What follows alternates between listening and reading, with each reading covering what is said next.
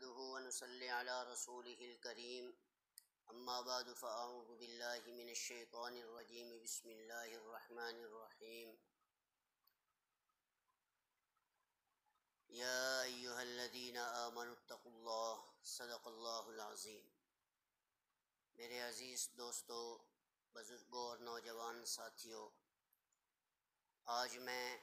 آپ کے سامنے اس عظیم شخصیت کا تذکرہ کرنا چاہتا ہوں کہ جس نے اپنی زندگی میں خود اپنی زبان مبارک سے ہزاروں لوگوں کے سامنے یہ فرمایا کہ میں وہ خوش نصیب شخص ہوں جس نے اپنی آنکھوں سے 70 بدری صحابہ کو دیکھا ہے۔ تاریخ اسے حضرت حسن بصری رحمہ اللہ تعالی عنہ کے نام سے یاد کرتی ہے۔ یہ وہ عظیم شخصیت تھے کہ جن کو ہر وقت اللہ کا خوف رہا کرتا تھا، حتیٰ کہ ان کے بارے میں یہ بات مشہور ہے کہ ایک مرتبہ یہ اپنے گھر کے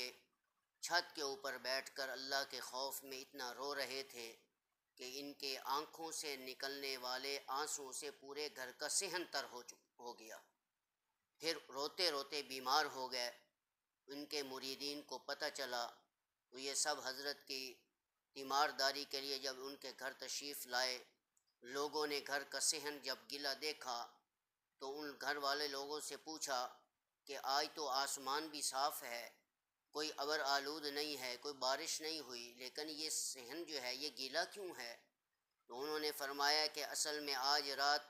حضرت حسن بصری رحمہ اللہ تعالی عنہ اللہ کے خوف سے اپنے گھر کی چھت پر بیٹھ کر اتنا روئے کہ ان کی آنکھوں سے نکلنے والے آنسوؤں سے یہ پورے گھر کا صحن تر ہو چکا۔ میرے بھائیوں، یہی حقیقتاً اللہ والے لوگ ہیں کہ جنہوں نے اپنے رب کو کیسے منایا،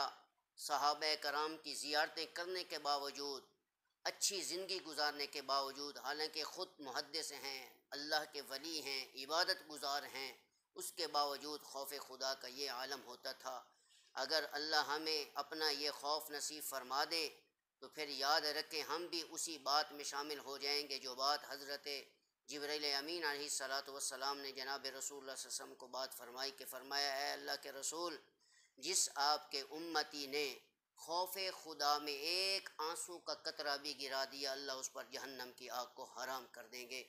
میری دعا ہے آپ کو اور مجھے اللہ تبارک و تعالی ان اللہ والوں جیسی زندگی گزارنے کی توفیق عطا فرمائے۔ امید ہے کہ آپ کو میری یہ ویڈیو بہت پسند آئی ہوگی اور اچھی لگی ہوگی۔ السلام علیکم ورحمۃ اللہ وبرکاتہ۔